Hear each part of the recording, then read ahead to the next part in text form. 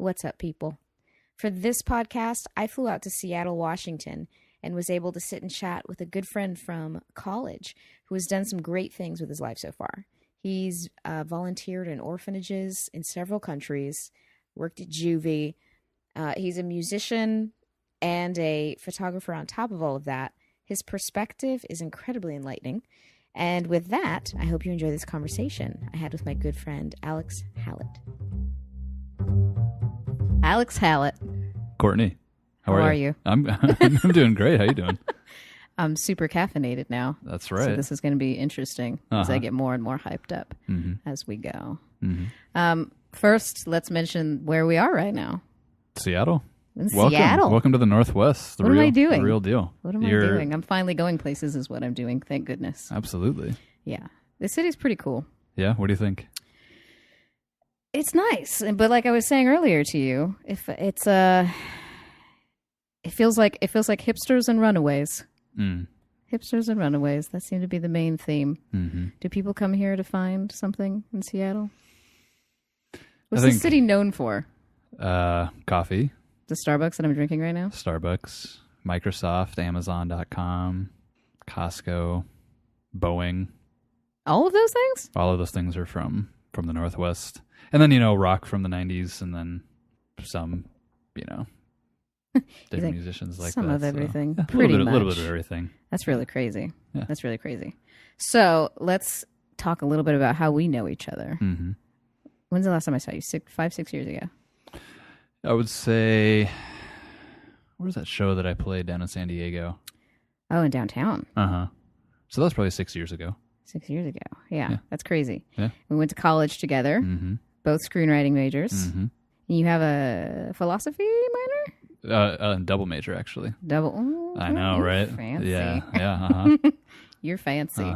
So, yeah, I haven't seen you in a long time. But what I wanted to talk to you about, too, is or at least have you talk to people about, is what you did when you got out of college, because you kind of took a very interesting route in that job that you took, and then in the journeys that you've been on, right? Sure, yeah. Yeah. I want to hear about that. Okay. Well, straight out of college, I moved up to Bellingham, which is just halfway between Seattle and Vancouver. And I worked at Starbucks for about 2 months. And I worked at an Italian restaurant also for about 2 months. Neither of those exist anymore. The Starbucks is closed. The Italian restaurant is closed. So it's your fault?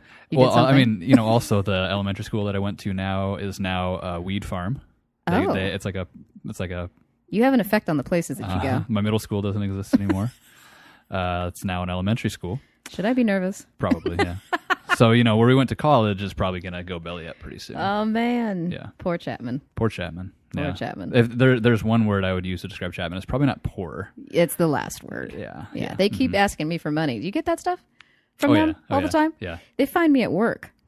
I get mail at work. Did I ever tell you about... I don't know if they know my home address. Maybe that's why they sleuthed me out. The only time I ever hit a car in my life was at Chapman in the parking garage. And I was driving an 86 Ford Ranger at the time. Named Ernie. And I was backing up, and I didn't see any car there, so I just kept backing up, and there was a car that was very low to the ground. It was a Porsche 911 Turbo, brand new. And I hit it probably at 3 miles an hour, but those things, aren't really built to withstand any impact, and so... Did you mess it up? Yeah, just like the rear bumper and stuff like that, but it wasn't a moving violation because it was parked. But anyways, of course, at Chapman University, are you going to back into some kid's Porsche? They did have nice cars. They had nice cars. I'm still driving the same car. Yeah. From when I was 16. Yeah. Yeah. Yeah. Because a Honda Civic, and I made that deal with myself. I said, well, because it was given to me, paid off, a wonderful gift from my parents. You still have that white Honda Civic? I still have that white Honda Civic because I told myself I'd drive it till it stopped working. And then it kind of still works, really. So I've never had a car payment. That's a pretty sweet deal. But I also told myself I'm going to get a new car this year because let's get some upgrades going now. Right. You know what I mean? Right. That's how I feel. So continue. So work. So after those places, I got offered a job. I worked at juvie. So yes, tell me about that. That was in. I watch a lot of those prison shows. You know what I mean? Yeah, like Lockup and things like that. I don't know why. Yeah, it's very interesting to me to see the stories, I guess, of the people that go through there and how they ended up in that situation. Yeah, certainly. I mean, nothing like that. But it also certainly was not like a daycare either. Like some of my friends thought, I was just kind of a glorified babysitter. But no, I mean, so it's not very intense. There were certainly intense parts of it. And I think honestly, psychologically, it's a little bit more intense than if I were a correction officer next door at just the county jail. Mm-hmm. Because you see a lot of kids up there that are victims of, whether it's sex trafficking or how their parents have brought them up in the world, or, things like that. No home life. It's not necessarily their fault that they're 14 and they're way into drugs and or suicidal or what. And so, for the most part up there, it was just maintaining security, and usually the kids were just good. But every now and then there would be spats, or a kid would, like if a 17-year-old plays football or something and they're 6'3", 250 pounds, like that's a full grown. That's a man. That's a man, right? That's there. A man. And so if they would come in and they would be amped up on crystal meth or something like that and really want to throw down, then, which happened a couple times, then you would have to prepare for that, And so any full-time... You got into struggles with them? Yeah, a little bit. And any full-time correction officer up there would have to go to the police academy and get trained just for a couple weeks, but just, basic kind of hand-to-hand defensive tactics and things like that. But for the most part, I was there for 3 years. Didn't have too many really bad experiences. Doing strip searches was obviously never not fun. The favorite part of the job there. Awkward. But any kid that came up there with a drug sentence or weapons charge or was sentenced on the weekend was a mandatory strip. And certainly, like, we never laid a hand on them or anything, but you'd have audio monitors listening to you and somebody else watching you watch them. But still, it's like nobody. You wouldn't prefer to be doing that. I didn't prefer to be doing that. The kid didn't want to be doing that, but that's rough. Just part of the job that you had to do. And anyways, but it was really humbling too. And there's just a lot of it helped me kind of notice how many people are really, just fighting battles that a lot of people don't know anything about. And so kind of do my best on a daily basis to think like, hey, look, I'm not in this situation right now. And if I can help make somebody's life just a little bit better, just on a human level, just whether it's just a hi and take 5 seconds it doesn't take any more time, I don't think, to just be present with a human being and say, hey, how are you? And actually care about the response. Yeah. Did you get a chance to get to know any of them? Yeah. Yeah. And I mean, you have to keep your distance. Sure. But you also sometimes you're the only person that these kids would ever have a chance to like really talk to and listen. So certainly there were kids up there that were just really good kids. They just made a stupid choice, just like that's kind of the scariest one, isn't it? Right. When you are a good kid and you do just one time, you do something, you're caught in the wrong place at the wrong time. Yeah, absolutely. Yeah, that's awful. So you just listen to them, and some of them had it just, super rough at home. And so when that's the case, and not that I grew up in a privileged environment at all in Port Angeles, Washington, but like middle class, working class family, and I didn't ever have to super worry about bad things happening to me or really struggling to have food on the table or anything like that. So that in and of itself is a huge blessing. But yeah, some of those kids, just the worst of the worst parents, background, and then you'd meet the parents and they would come up to do visitation, and you would know a little bit of the backstory and why the kid was there. And not that all of them were the victim of that. Some of them came from high privilege and made stupid choices, and just increased empathy and I tried to get some good out of that. And sure, it's got to be difficult if you don't come from a good foundation. Right. And I'm sure, and I think everybody's got a little piece of that too, where everybody's got their own kind of like little issues. Totally. Or something from when they're brought up that we're all kind of struggling with. And then it's like, it's hard to even be super judgmental on people if maybe they just hit a different kind of set of circumstances that you could have possibly hit. Right. You know, if there was the right twist of fate. Right. I guess. Yeah. So that's very interesting. So you worked there. I was there for 3 years. And I had a chance to go to Kenya for, I don't know, about a month. And so they wouldn't give me the time off. I was still kind of low man on the totem pole even after being there for 3 years. I was kind of the last hire for a long time. People usually stay there for a long time?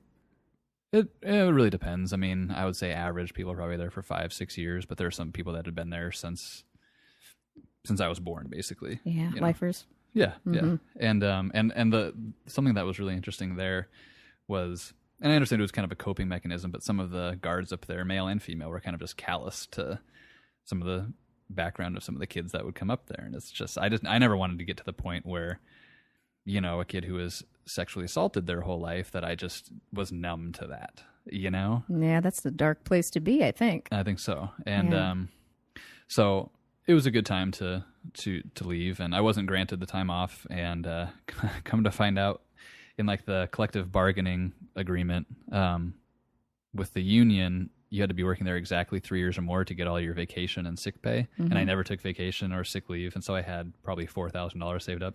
And so I was 1 week short of that. And I'd already booked my ticket. And I didn't know. Yeah. And because I didn't read page 137, paragraph 2. God, that's something somebody should tell you, you know? But it was, you would hope. So anyways, so I quit that job. And then I went to Kenya for a month, just to volunteer in an orphanage there, and that was my first introduction to that, and also to volunteerism. And what led you to want to do that, or what program was that? That was through a company in New Zealand called IVHQ, and they seem to be like kind of the most hands off and the most economical as far as the travel goes. But I quickly learned that volunteerism is kind of is become a thing. And by volunteerism, I mean people who take, you know, either a gap year after they graduate college or high school before they go to college, and they go, you know, volunteer in, say, an orphanage in Kenya or Cambodia or something. But they don't really, they're not there to actually lend a hand. They're there to pad their resume or make it look good, right. For their friends back home. And that really got under my skin. So over the next couple of years, I formulated a plan to crowdsource and put all my life savings into a trip to travel the world for a year and volunteer in orphanages around the world and live with the caretakers or, you know, the kids, and spend every day there and really just get their stories in person, and also just observe when groups like IVHQ would send people to volunteer at these places, like what the reality of that was, and how that impacted the kids, or sometimes didn't impact the kids based on how the orphanage was run. And, you know, because some places it would be, you know, the kids would be kind of viewed as like an attraction, like you would go see a lion at a zoo or something. Yeah, that's crazy. You know, and that's not good. No. You know, nobody's being helped with that. And so, for example, like in Cambodia, and stop me if I'm rambling, but no, this is for you to ramble. Absolutely, please talk as much as you want. So in Cambodia, for example, like, and I don't know the correct number off the top of my head right now, but there were 300 orphanages 5 years ago, let's say, and now there's 600. And there aren't more orphan kids. I mean, the Khmer Rouge and Pol Pot and all of that was, you know, a couple decades ago. There are just more people who see that operating something that looks like an orphanage can be profitable, because you see all these kind of affluent seeming, you know, Westerners coming to these places and donating a lot of money. So then somebody that lives next door will say, oh, they're making a lot of money doing that, and so I'm going to go into a rural village and tell, you know, a farm family, like, hey, let me take your kid into town, I'll give him a good education, and so on and so forth. And so then ends up being it's such a wild way to help. Right? Help? Right? Mark? Exactly. So then I was very much coming from such a place of ego and totally. So the first couple months on that trip in Vietnam and Cambodia, just I learned really quickly how much of a dark side there is to that, volunteering through these companies that, say that you're going to go really help, and people put on their superhero cape for 2 weeks and think they're going to save some poor little kid in this country, and it's a very condescending thing. And I think some people have good intentions but don't realize sometimes that they're contributing to a greater problem, and in trying to address the issue, they're actually making it worse sometimes. Yeah, so it's probably a mix of some people that do it to look good or to put on their resume, then maybe a little bit sometimes the people that are going out to maybe try and find meaning, to try to make a difference, and then they end up at a place where they're really not. Exactly. It's not what they meant it to be. Yeah. And so if somebody volunteered and tried to make it if one way or another it was about them, they shouldn't go. Yeah. Because the trip isn't about you. And the documentary that I'm working on, and that was the purpose of the trip, was just to get the story of the kids and their caretakers and film this documentary and take a ton of pictures and write a lot about it. The pictures are amazing. Thanks. Was just to capture that and present their story to the world with no filter, not having to go through any big company or anything like that, just direct from person to person. Yeah. And so those are all in the editing phase right now as a mini series. So South Africa has its own episode. Kenya has its own episode. Peru, Romania, they all have their own. How many places have you been? Well, so on that trip, it was Vietnam, Cambodia, Nepal, each for a month. Kenya was for 2 months. South Africa was for 6 weeks. Romania was for 5 weeks, and then Peru was for 2 months. And I wouldn't take out my camera or anything like that until I had been there for a couple weeks and really got a little bit of rapport. Exactly. Some relationship with everybody that's there. Yeah. And you said you were living with the caretakers? It really depended in each place. And so in Vietnam and Cambodia, I went through that same organization, and was just at almost like a hostel, but just for volunteers. Okay. Near the different orphanages. And then in Nepal, the Nepal one was great, even though it was through that company. And that's because I think they kind of distanced themselves a lot from that company. And so I was staying at a kind of a family-owned motel really close to the orphanage. Beyond that, I just booked everything on my own, and I would just land in a place and not know anybody, and through word of mouth find places to go. And in Kenya, I'd already been there, and so it was really cool to go back and see the kids, same orphanages 3 years later, and so see kids that were, born HIV positive, that were just, kind of just little 5-year-old kids running around on the playground and just pushing each other down and climbing on the jungle gym and stuff. That was really cool to see. The normalcy still. Are they aware? Do they understand that? I think understand as much as much as they can. Yeah, exactly. But yeah. And not all of them in Kenya, where I was in Kenya, have HIV or anything like that. But yeah, it was just it was good to see them again. Mm-hmm. And South Africa, which is the first episode that I'm just about done with, was a place named Kosi's Haven. I hesitate to call it an orphanage. It's a safe place for women and children who are impacted by HIV or AIDS. So every woman and child there either has HIV or full-blown AIDS, or the kids have been orphaned or impacted by it. So parents have died from it. And it was opened by a woman named Gail Johnson, who is a white woman in South Africa, who adopted a black boy. And this is very shortly on the heels of apartheid.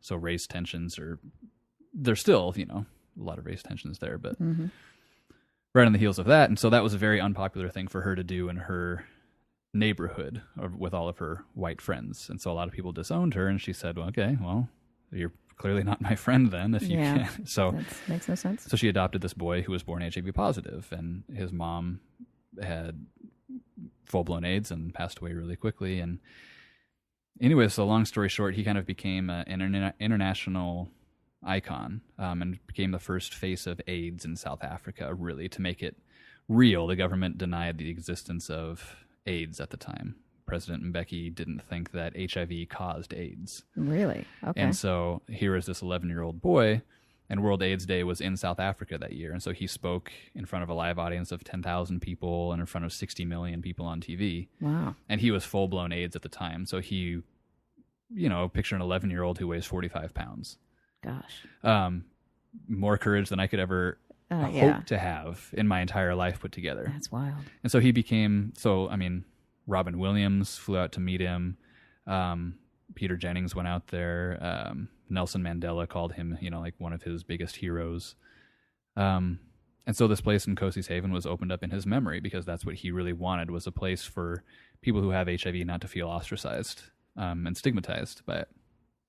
So being there was a really incredible experience, and I lived on the property in one of the cottages, and with, you know, moms and caretakers and everything have their own cottages there too. So just that whole trip was just a way to kind of get the whole story from as much as I could. You know, Sure. By whole story I mean one As much tiny as one can gather. one drop in the Sure. bucket.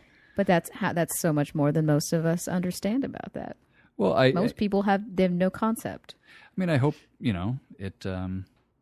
What I hope for with it is just to raise a lot of awareness about how we live around the world, and how that most of these kids in these places are really just happy-go-lucky kids. It's not like when you turn on TV and there's an infomercial for. They want to create a lot of pity. Exactly, and none of these kids want to be pitied. Yeah, they just like no one does. Yeah, exactly. No one does. Yeah. I can't think of people that want to be pitied. Yeah, just hold my hand and let's go collect bugs, or let's go play tag, or, you know, stuff. Yeah. And so that's the story that I really wanted to observe, and the story that I wanted to get was the reality of the situation. And the reality of the situation was these kids were just normal kids, and I think the view in the West is kind of skewed anyways. Sure. And I mean, like, what does that teach you about happiness too?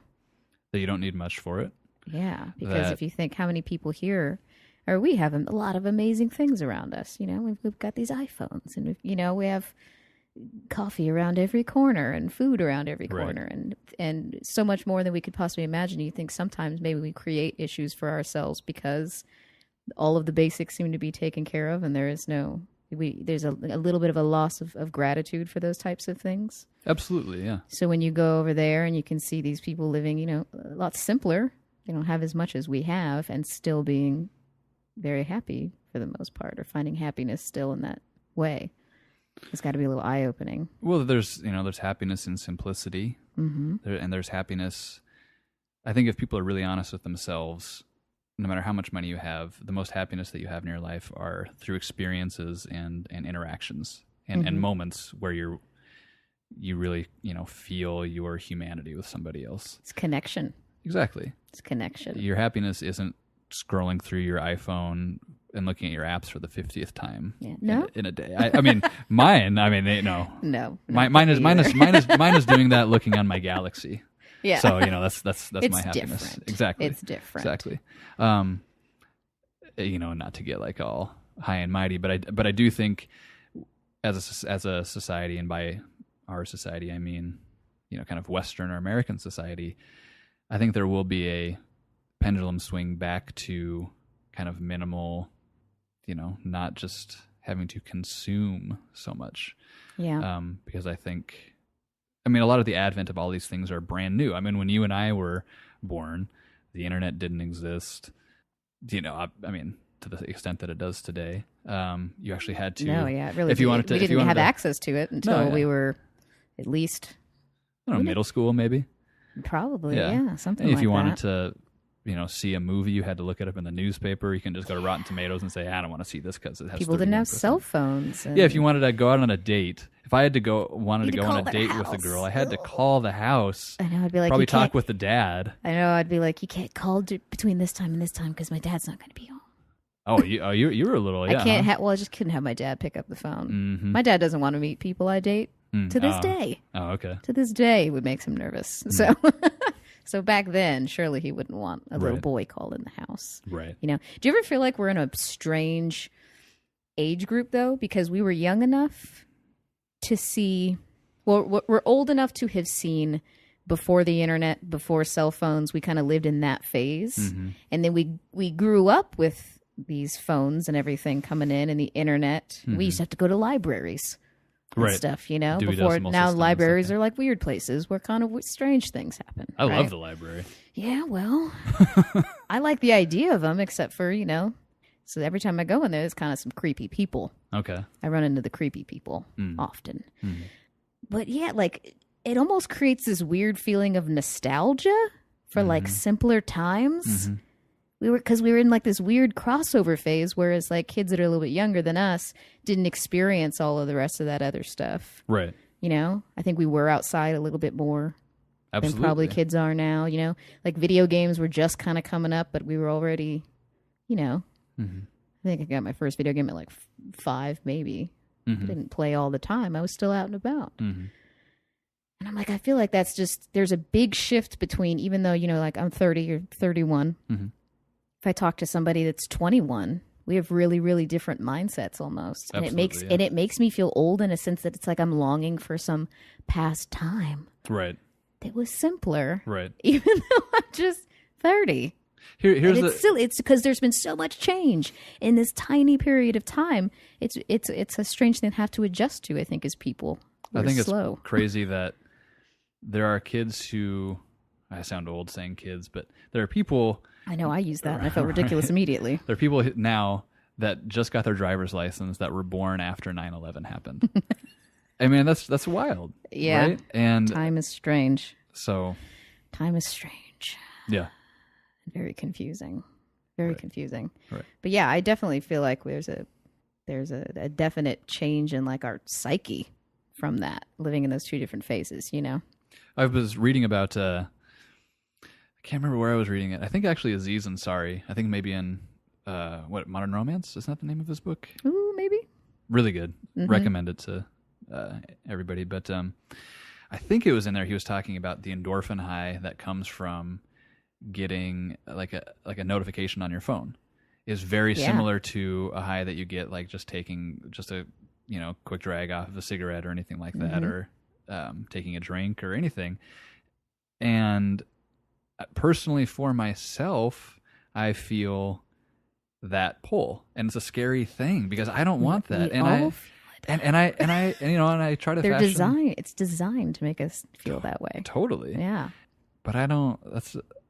I would say I don't want it to get to that point, but it's already at that point, and I feel like cell phones are supposed to be a very useful tool for us. They're not supposed to make us into the tool. They're not supposed to be using us. Exactly. Yeah, and they use us a lot, I think. Just from personal experience, I would say, yeah, they use me. Like, I don't need to wake up and first thing in the morning check my email and check how many likes my last shot on Instagram got. Like, what does that really matter? It doesn't. I know, but it's this outer validation that we're all kind of hooked up in, and it's like you're almost taught like people are judging you by how many likes you're getting on something. Like, oh, that one, they're getting a lot of likes on their stuff. People like them, right?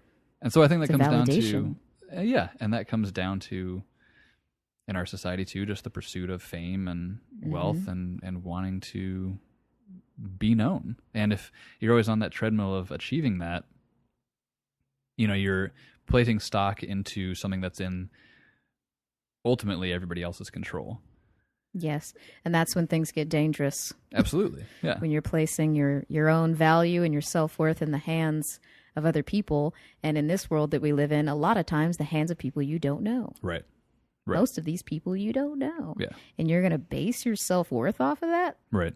It'd be so quickly taken away from you. It's a dangerous game to play. Yeah. Especially when you're talking about happiness. Right. And trying to figure out how to be comfortable with yourself. Right. It's like the worst way to do it, and there's some, there's some people that their goal is to be famous. It's not to be famous for something in particular because they're so good at something, because they have a skill that they really want people to know. Some people just want to be famous and get whatever comes with that, whatever perks comes with that. So that's a little nerve wracking because we do live in this time where like you can be a YouTube celebrity. Which is crazy to me. I mean, I get it. But yeah, people get famous for their personalities. yeah, Essentially. And some of them have skills, absolutely. Some of them have skills in something and they're sharing that. And some of them are super funny and whatever. some of them are Alex Jones. So, yeah. So some of them don't have skills. Some of them are just well, you know, there's all kinds out there. But very it's an toxic interesting... people. Yeah. You have the ability to say whatever you want to everyone in the world now. Mm-hmm. You know, there's all this access. Yeah. Which is great. There's the constant paradox of choice, too. But yes. And which I think is another thing that gives us anxiety. And I think sometimes, personally speaking, you know, even my cell phone feels like a little bit more of a safe space. Absolutely. Because I'm not inundated. If I'm specifically choosing what I'm looking at rather than... It's a very weird thing to say that, you know, I feel pressured into how many shows are on Netflix that I want to watch. And so then my favorite show, or my most reliable show on Netflix, is scrolling through the queue, seeing what is newly added, seeing what are added by genre, and then it's 45 minutes later and I'm ready for bed. You know, I'm not going to watch anything. But I just had to see what was on there. Totally. Add it to my list. I'll get to it. Exactly. I'll get to it. I never will. Yeah, the pressure of getting to it. I'm never gonna go rewatch Sliders and Quantum Leap. I No? know I won't. And they've been sitting in my queue for 7 years. Just in case. Just in case I want to get around to them. Just in case you need to get to it. You never know. Yeah. And so everything is instant. Everything's at our fingertips. And I think that cheapens most things too. Yes. I mean, I remember like when DVDs came out and wanting to like get the whole set of the X-Files.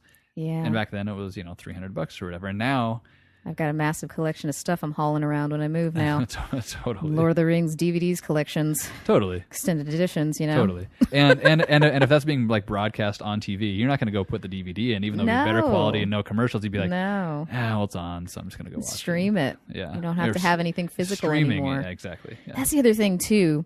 You know, I went through... a lot of my childhood belongings were stored in my aunt's garage for the longest time. Uh-huh. I hadn't seen them in forever. So boxes and boxes and boxes of stuff from my childhood. And then my aunt had to move, and all of a sudden I had to haul my childhood back into my house. Right. Which was this strange, I don't know, it just gave me this strange feeling to have all of my stuff from the past all of a sudden in my present. Right. And to be able to go through it. But I mean, I'm looking at stuff that I thought was so important and that I was hauling around, and at like big CD collections, just so many CDs. And I remember it just reminded me like how attached I was to having the physical item. Oh, yeah. The physical item was so important. I wanted the CD case and I wanted the little booklet and the CD. And I remember when we were transitioning to like MP3s. Oh, yeah. I was so resistant to it. I still wanted to buy the disc. I didn't want to download it. Well, I think that's not, I want all the... I gotta have the real thing. I think that's coming back too, though, with vinyl. I mean, vinyl last year outsold digital music. Did it? Yeah, which is wild. That's surprising. Right? That's surprising. But so I think again that's that pendulum swing back to kind of a simpler and I like vinyl a lot. So we're next to Capitol Hill, so I can go ahead and be kind of hipster right now. But I mean, I do. I mean, it sounds awesome. It does sound good. It does sound different. And there's something about just that tactile thing and making the point to just kind of slow down and say, okay, I have my iPod that has 20,000 songs and I can listen to it anytime. Or I can go throw on the new Bon Iver album and listen to the first side of it and then go over there and flip it and physically put the needle back on and just sit and only listen to the music. The link to the past feeling. You know? Yeah. And so I don't know. That's a beautiful thing, just to be able to slow down and do that. So sure, or like handmade items. Exactly, and so I think getting something handmade, you feel so much. You want to take care of it more. It feels so much more special than getting something that's super super mass produced. Right, hitting up the IKEAs, if you will. Right, getting some horse. I'm slowly replacing my furniture, like one piece at a time. Replacing one IKEA piece with like a real piece. That's the goal.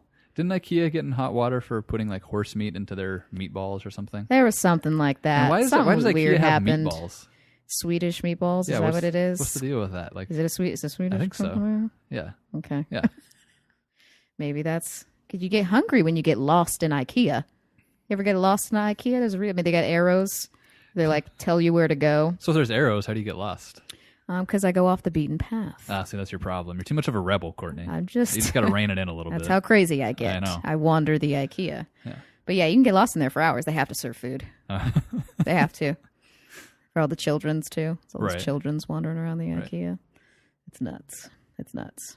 So, music. You didn't touch on your music at all. So I've... From your transition too. Yeah, sure. From who you were before. Oh, sure. Okay, so... Go way back. Well, so I grew up in a musical household. My mom taught piano and voice, and my parents split when I was 6. And so at my dad's house, it was all Creedence Clearwater and Jimi Hendrix and classic rock. And then at my mom's house, it was Les Miserables and Mahler and Dinah Washington and Ella Fitzgerald and Miles and Louis and artists like that. And so and then I was growing up in the Northwest in the early 90s. So I grew up with Nirvana and Pearl Jam and Alice in Chains and Soundgarden, and it's a nice eclectic background. It was a nice experience. And then I introduced myself to Tupac and Biggie and Wu-Tang and Naughty by Nature, and I just would obsessively watch Yo MTV Raps and shows like that, and I just thought they were really cool, first of all. And so when you're 8, 9 years old watching this, you want to be like them. MTV had those good shows back then. Totally, yeah, they actually had music. There was music on there. TRL. But then I would listen to listen to the lyrics that Tupac was talking about. Stop. Or Stop. Things like that. Yeah. And so I quickly realized that in my opinion, hip hop had the ability to carry the most meaning in the shortest amount of time. And so I started writing raps when I was 13, which is a really popular thing to do in a fishing and logging town of 18,000 people, where everybody drives around with mud flaps that have Calvin pissing on the Honda logo or something like that. So you get to be real unique. Yeah. And so at the time, my mom was an elementary school teacher, and she had a dictionary in her house that was just one of those giant ones that had words that aren't really words. Sure. Yeah. And one of the words in there was alexipharmic, and it means an antidote to poison. And it had my name in it, and I knew it right then. I had it made, but I didn't also realize that marketing is an important thing, and being able to spell things, and being able to. Back then, you didn't have to worry about being able to Google something and things like that. So wild. So as time went on, I learned that was not a name that could really sit in the public sphere very easily. So after releasing a couple, not very good albums, you gotta start walking before you can run a 4-minute mile. Of course. After releasing some of those things, and going on putting together a tour senior year at Chapman when we were there, and learning a lot of trial by fire of how to exactly not run a tour is everything that I did. And that was also my first tour I'd ever done. But how important is that? That's so important. I got so much. I learned so much from that experience. Absolutely. And think about how many people would want to do that and never do it because they're just scared to do it. Yeah. Yeah. So I think that's very cool. Thanks. And, you helped a lot back then with building the website and... Oh, my God. Yeah, right? Whoa. Uh-huh. I've completely forgot about that. Yeah, uh-huh. Dang. Okay. Yep. Yeah, alexipharmic.net, I think it was. So, and, plus you were on the cover of American Beauty. I was. You were? Yeah, that made me so nervous. How'd you feel about that after that was out, though? And you're actually, your face is still, you can go to iTunes... And type see in it American there? Beauty in your faces. Gosh, I've never done that. Yeah, you should. I've never done that. That's so funny, though. Well, cause I don't know. It made me nervous because I was like, me? Like, why? Me? That's my first thought. Mm-hmm. That's my first thought. But I was, super flattered. Yeah. No, I mean, I thought the cover turned out great too. That was a really cool cover with all of the little. It was like a mosaic. Mm-hmm. Yeah, I contacted a photographer. Yeah, it was really well done. Taken a lot of incredible portraits, and they're all black and white. And I said, "Hey, here's my idea for this album, and can I use these?" And he said, "Yeah, absolutely," which is crazy because he should have licensed those for thousands of dollars, and he didn't charge me anything, that's cool. Which was wild. Anyways, it did come out very cool though. Yeah. So after that, I changed my musician name to Bodhi, Bodi, and went on a couple more tours. Got to make music with some artists that I really looked up to, that then became friends of mine, which was just one of those experiences that was just very surreal and humbling. And have had my own tour van, still have my tour van, still will be touring in the future. But it was really fun, and it still is. So my last album, my last full length, was called The Fall of Atlas. So Atlas being the Greek god that holds up the world. So the first track that I wrote for that was when I was working at that now no longer open Italian restaurant for 2 months. And I got this idea in my head that what if that dude just wanted to just not carry the world around anymore, It seems like a lot of pressure. Seems like a lot of pressure. Yeah. Just the fate of humanity rests on your shoulders. It's a lot to think about. Yeah. Mm-hmm. So speaking of anxiety. Right. And so I thought maybe he just wants to stop one day. And so I wrote his love letter / suicide note to the world. And so that's where that concept came from. So I wrote it as a Greek tragedy. The album's in 3 acts. There's a prologue, an epilogue, 3 interludes. There's a lot of Easter eggs in there for people to find the couple, I don't know how many people have that album now, maybe 1,000. So, but it was just an album that I wanted to make, and so the next one, I'm really taking my time with it, and I'm really excited for when it's done. But that's going to be called Icarus Rises. So it'll be Fall of Atlas was the beginning of a trilogy. Icarus Rises is the second. Still figuring out what I want to title the third one exactly, but so Icarus was the guy who flew too close to the sun with wax wings and fell into the ocean and died. And so the whole moral of that story is not, kind of not getting too high on your own supply. Mm-hmm. And so this album is going to be much shorter than The Fall of Atlas, which was 18 tracks, but kind of about overcoming your own hubris, coming face to face with kind of what you've always thought you would be, and maybe still can be someday, and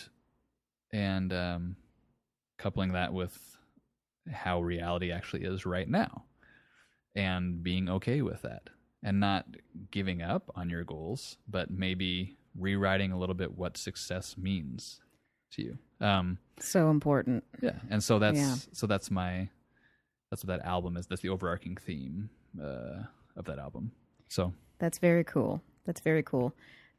And I think that's probably a lot, that kind of thing of like, where I always say we have these stories that we tell ourselves about ourselves. Totally, yeah. Or like where we should be right now, or where we were supposed to be. Mm-hmm. And how little control sometimes we really have over that. Mm-hmm. And how we can take down a lot of the stress of our lives and the worry by kind of accepting this place that you're in, and accepting that it's an okay place to be, and constantly letting yourself rewrite what your story needs to be, and that is, it's almost like a release of resistance. Yeah, a little bit. I don't want to be in a place in my life ever where I feel that I have to maintain some narrative because it is how it has been. Yeah. Like I've always been this person, and this is the person people know me as, and what people tell me I am, and then you get trapped in that. Exactly. In that story. I think the best thing we can do for ourselves sometimes is just get out of our own way and allow life to unfold as it is, rather than trying to make it conform to this very narrow, idealized version that I've set for myself. Yeah. When I started writing lyrics at 13, I was positive by the time I was 16, I was going to be huge, like huge. I knew it. And then that youth right there. And then suddenly I woke up and I was 20 and hadn't even released a song to the world. And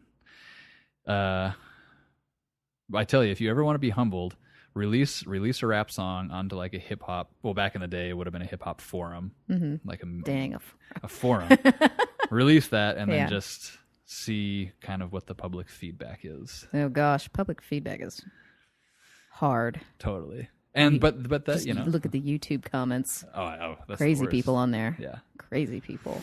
Yeah. But that's what keeps so many people from even trying to do the things that they want to do in life is to worrying about what other people are going to say about it all the time. And I totally, absolutely, completely understand that. Yeah, because it can be super uncomfortable. But at the same time, it's like, it's like if you do something and you are super, super proud of it, that's like the only thing you have control over in that moment. And then you have to kind of accept whatever feedback comes back to you. Mm-hmm. And you can learn from that feedback. It's this hard part of trying not to take that feedback and let it stop you completely. Right. Where you just go, oh, well, I'm not good at it. Even if you're just starting something. Right. Right. And then you let this like first wave of like a little bit of critique come at you, and then you decide you're a failure. And I think the reason that hurts so much is it because it disrupts that narrative that we were just talking about. And so if you take the chance and start doing those things, it's much easier just to be comfortable and kind of live a life of quiet desperation and not take those chances. But then once you do, you open yourself up to that. And so that narrative is already going to change. And so I remember one time reading on a message board, I just released a music video for a song. My first music video was for a song called Life. And it was actually filmed in Seattle. And one person wrote on the message board that they said, hey, this guy is going to be the next Macklemore. And this was in 2010, probably. No, 2009, I would say. Okay. So that was before Macklemore and Ryan Lewis, and before he went all huge. Yeah, and and that's whole interesting. I mean, Ryan Lewis was the guy who took my very first press pictures and stuff like that. And, really? Yeah, and that's interesting. Back then I was recording at Macklemore used to work with a guy named Budo, who was a guy that I used to work with as well. And so I was recording at their house for this album and things like that. Anyways, so on that message board, this guy said that he's going to be the next Macklemore. And somebody else said, no, it sounds like he raps like he has Down syndrome. Oh. And I thought, first of all, like, what does that mean? What does that mean? And also, what kind of, are we allowed to, can I swear on your podcast Please. at all? Or do you want to, what kind of asshole do you have to be to, like, put down somebody with Downs? Like what? People don't even know what they're saying anymore sometimes. I know. And this was 8 years ago. Yeah. Anyways, it's gotten worse. Right. And I also read one time that the worst rap album that anybody had ever heard in their life was by me. And it was by this other rapper that lived in Seattle who, I don't know what the motive was, but. Well, it's crazy sometimes too, is I mean, like, people, if you think sometimes like about empathy, people don't think like what I'm about to say right now might actually hurt that person's feelings. Right. Even if they don't show me. Right. Even if I don't see it. Right. That could be actually pretty hurtful. Right. I might not want somebody to say something like that to me. That would throw me off. Yeah. And it feels like a lot of people have just forgotten about that. And it's like I'm very careful with my words and the things that I say to people, because, and maybe it's because like I'm a sensitive person. So sometimes if I hear something a little weird from somebody, like, like your brain almost wants to take the most negative thing you hear and replay it and go over it. Like we all do that kind of thing, right? So like I'm very mindful. I was talking to somebody the other day about, they were talking about how they'd never seen me mad, right? Mm-hmm. Never seen me mad. And I was like, you have. I'm just real quiet. I'm just one of those people that's real quiet. And say I was in something that's like an altercation of words, okay? Which does not happen very commonly for me. But even when I'm in an argument with somebody, they'll say something to me and I have to pause. I'll pause for several seconds and think about what I'm going to say back, because I know that you can't take certain things back. Because if I were to say something super negative, just to like, because sometimes people will say things to you, like just the worst thing they can think of, just to make it impact on you. Because they know it's going to hurt your feelings, right? Right. And I'm like, I don't want to say those things to people because I can't take that back. That's good. I'm glad. And say I'm arguing with somebody I actually care about. Like, you don't want to say something that they're going to remember forever that you said that thing, even if it just came from a place of spite. Right. But I mean, really, like on the internet, with people not even be able to see each other and they don't know each other and they don't have to see the repercussions of how somebody might feel when they say that, people just spout the worst possible things. They go all the way to 10 with negative comments. Yeah. And it's not necessary. Yeah, of course. It's not necessary. And it's an insecurity thing for sure. Sure. Not that justifies it, but no, but it's just a mindfulness thing. Yeah. People should be more mindful.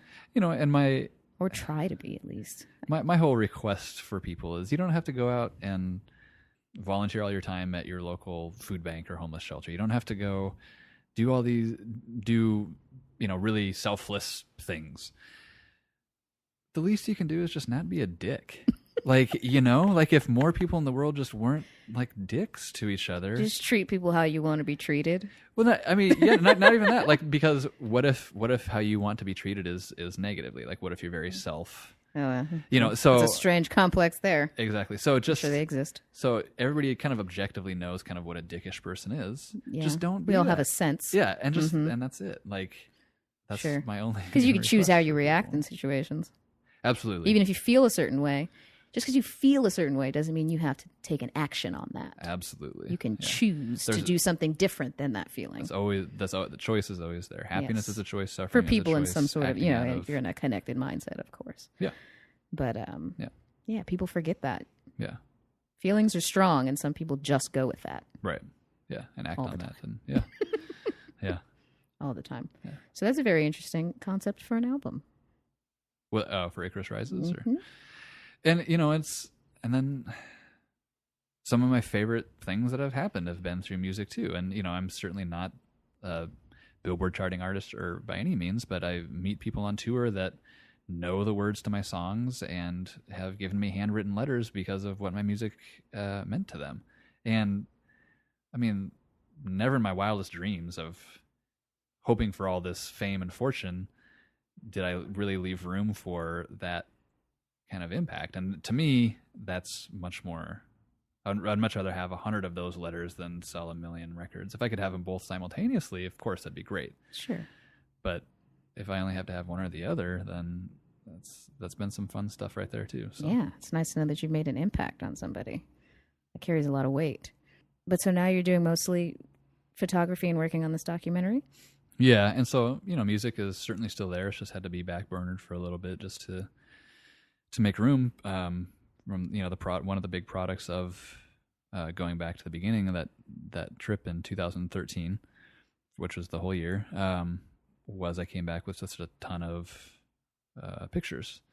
And so I edited those down and have been selling them online and at farmers markets, and any shot that was from an orphanage, 100% of the profits go back to the orphanage. Oh, Shots from the trip that were like maybe at like Kruger Park, which is a national park in South Africa. So like maybe I was getting some shots of elephants or something. Then I keep that money because that helps me stay alive, Yeah, that's important. Which is important.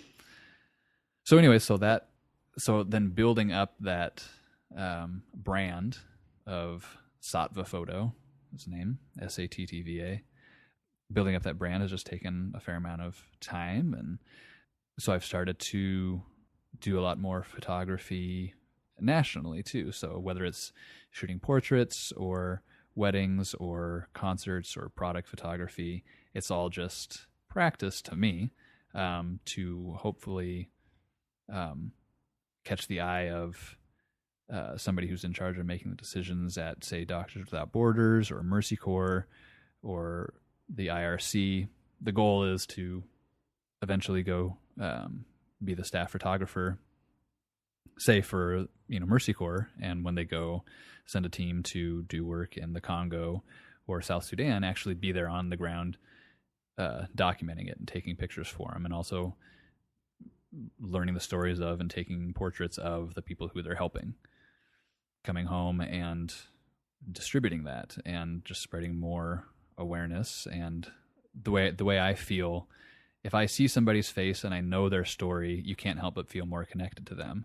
And the more connected we feel in the world, the more we're apt to want to help, or at least do no harm. So that's the goal eventually, is do that. That's very cool. I didn't know that was because that's very specific and awesome. Oh, and really, most of this is on your own initiative because you're freelance. Totally, yeah, I'm absolutely freelance. And you've been building all this up yourself, so that's awesome that you've created that kind of a portfolio. Appreciate that. to keep getting more work. Yeah. So, it's getting there. It's fun when I get a phone call from somebody who has been referred from somebody else. So it's getting there, and it's just kind of a snowball effect. So you just got to start small to build it up a little bit. And so where I am at this point this year versus where I am last year, many more clients, and opportunities and networking, and That's what it's all about. yeah, That's what it's all about. yeah, And then we're living in this time of like instant gratification, right, right, People forget that sometimes all you got to do is start somewhere and let it snowball, right, and let it turn into what it's going to turn into. yeah, But one opportunity leads to the next. yeah. It's very cool. Which again, I'm going all in on it. But if 10 years from now it hasn't worked out, that's that narrative thing. I don't want to tell myself, well, I'm still this musician photographer. Maybe, you don't want to let yourself get stuck anywhere. Exactly. Mm-hmm. But if that love is still there and I'm still able to provide and make ends meet, then I would rather keep doing that. And because certainly there's not a whole lot of money to be made in shooting for an NGO like that. But if that helps them out and it also builds up my brand a little bit, then I can go charge $5,000 to shoot a wedding. Exactly. And I can do 10 of those in the time that I'm home and fund the other trips. That's very cool. So I'd rather just live with a minimal bank account doing what I love, have the chance to do that than the opposite of that. So, and that's, probably a better definition of success too. Letting yourself kind of flow from thing to thing to make it happen, and following your passion and the things that you actually care about. Right. There's so many people that work in jobs where they make a lot of money, but like they feel no satisfaction from that. Right. Right. So this documentary that you're putting together, does that talk about like, well, what do you do in a normal day when you're volunteering?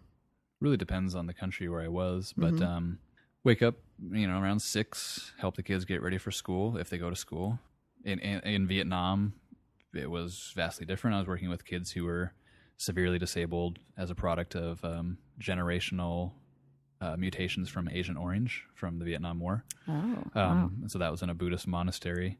So those kids, certainly there's a huge language barrier, even if they did talk, but a lot of them didn't.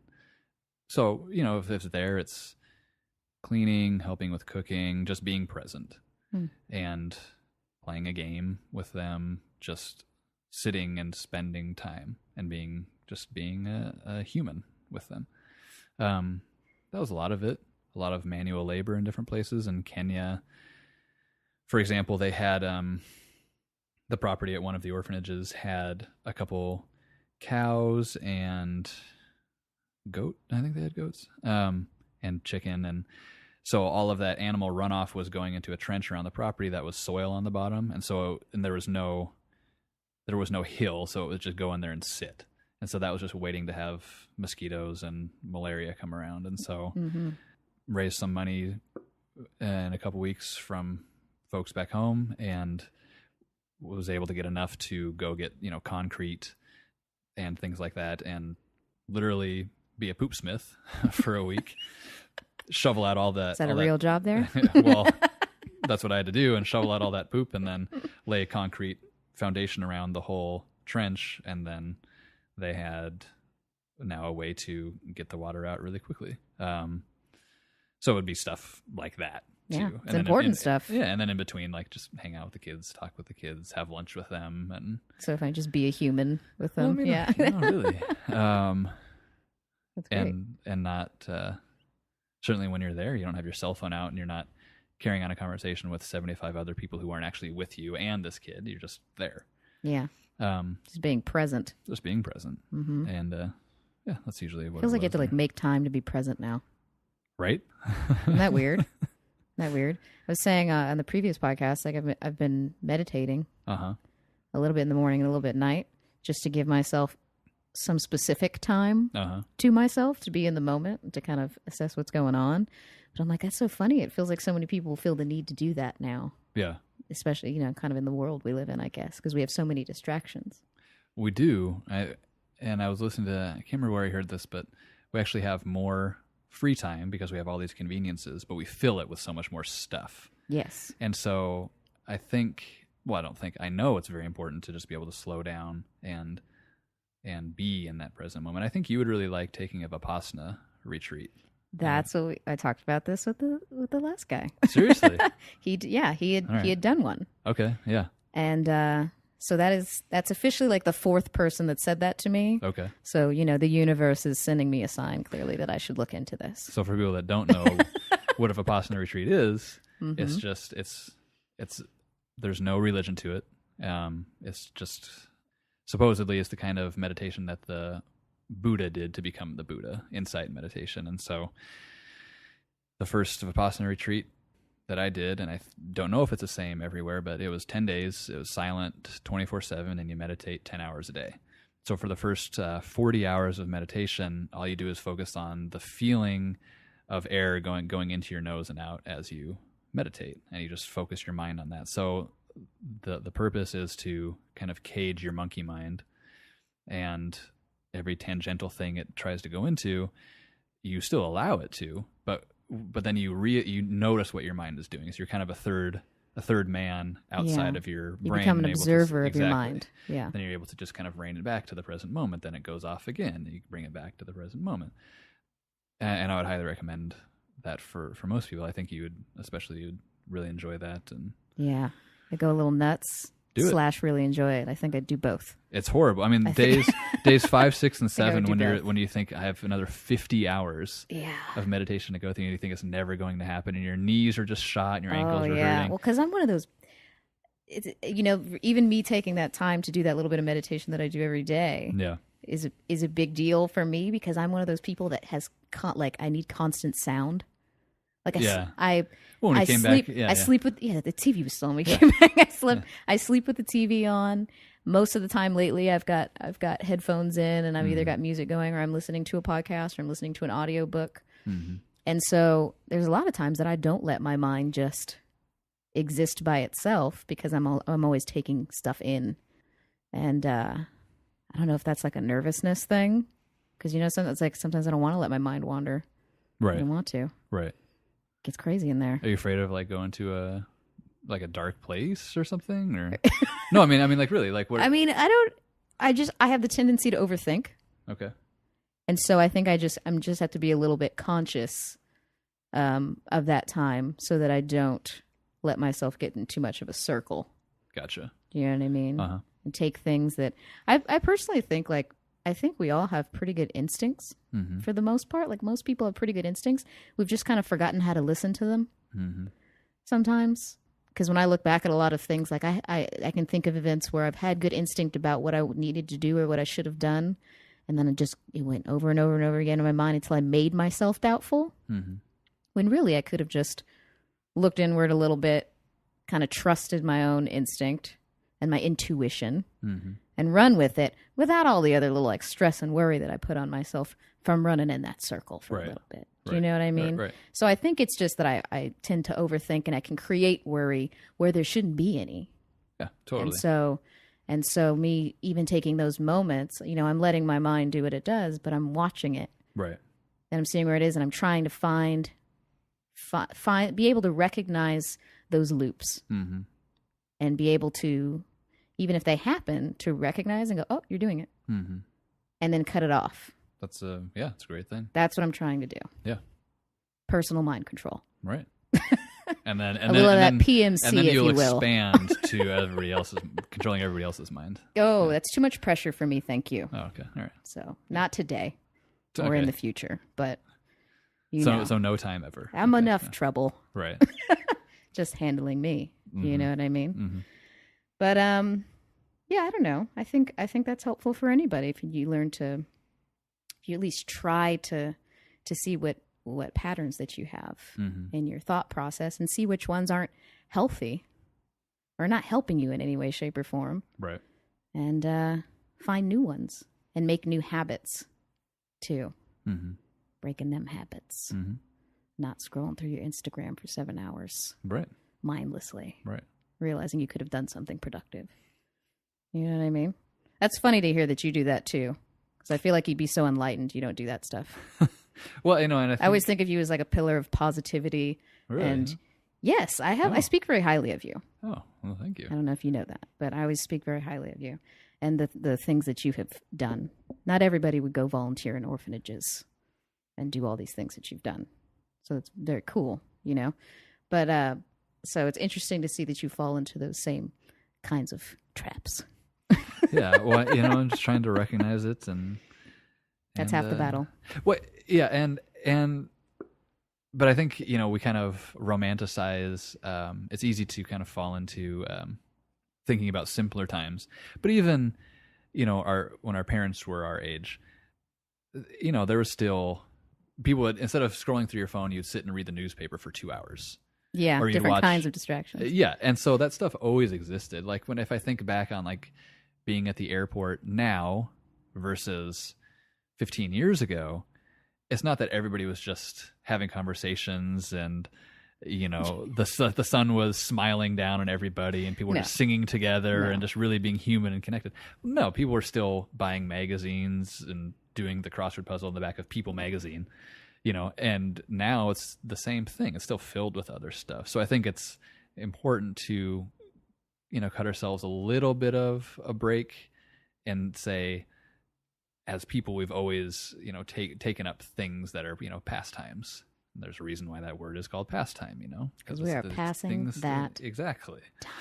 So this is just a new way of doing it, but I think you can be mindful in how you use those distractions, and so I can be more mindful in how I use my phone. So it's getting there. Certainly more work to be done, but yeah, I think humans are still just adjusting to it. Right. We're adjusting to all of a sudden this huge influx of information that's available. Right. Constantly. So you have a good handle on dealing with struggles and obstacles, I feel like. Okay. So if you feel like you get into some sort of you go through something difficult, you go through a hard time, what is your kind of process of getting your mind back into a good place? I let myself really feel it. Mm-hmm. Really feel the emotions, not run away from it, but also not let them consume me. Allow myself to feel sad or to feel angry, but I don't have to be sad or be angry. So allowing that to happen and really kind of leaning into those emotions and understanding what's beneath them. Like, what is the thing that made me sad? If it's sometimes there's more of a meaning to it. If it's just, sometimes there's not more of a meaning to it. Sometimes, you know, if a friend of mine died, there's not more meaning to that. It's just a friend of mine died, and that's sad. But if there's something else where, you know, say like my ego is hurt for some reason and I'm sad by that, that's the actual reason, and there's more to it than that. And it's just, maybe that's not actually sadness. Maybe it's actually embarrassment, which is, you know. So lean into that, and then I think there's power into understanding that people that I look up to have been through far worse, and that my problems aren't unique, you know. And that's not to minimize them. If something hurts, it still hurts. No, but it's so important. But there's a power in realizing, hey, other people have gone through similar and come out the other side okay. And realizing that, and for me personally, death is a hugely motivating factor. Certainly all of us at one point or another are going to go. We don't know when. And so that being the case, I mean, this thing that's really bugging me right now, is it that big of a deal to where I really need to forsake the next 2 days or 2 weeks or whatever being really caught up in it? Like, is it where I could be present in the moment with whoever I'm with and just be a good friend for somebody? Like, is it really that much more important? Usually the answer is no. And usually that helps me move on from it. That's great. That's a great way to think of it.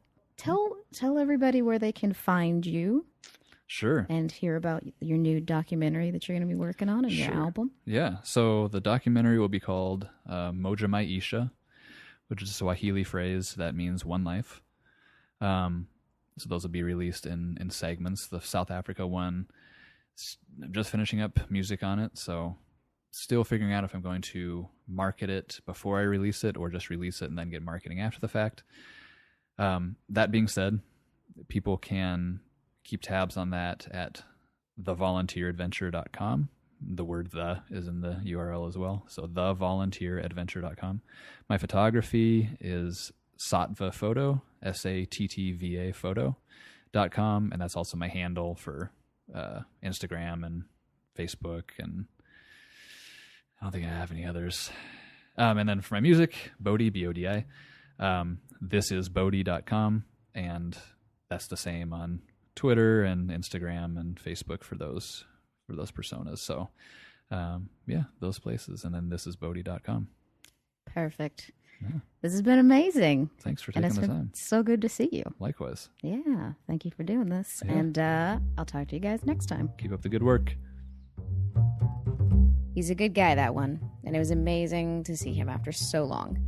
If you guys enjoyed this conversation, share it with your friends, subscribe, or take a quick second to leave a nice rating on iTunes. Be sure to follow me on Instagram and Twitter at Courtney Diamond for any updates to my blog, which you can find at CourtneyDiamond.com, or to keep up with news on the podcast. If you guys ever have any questions or topics you'd like to hear about on the podcast, get in touch with me through my site or social media, because I'd love to hear from you. I hope you guys are having an amazing day, and I'll talk to you soon.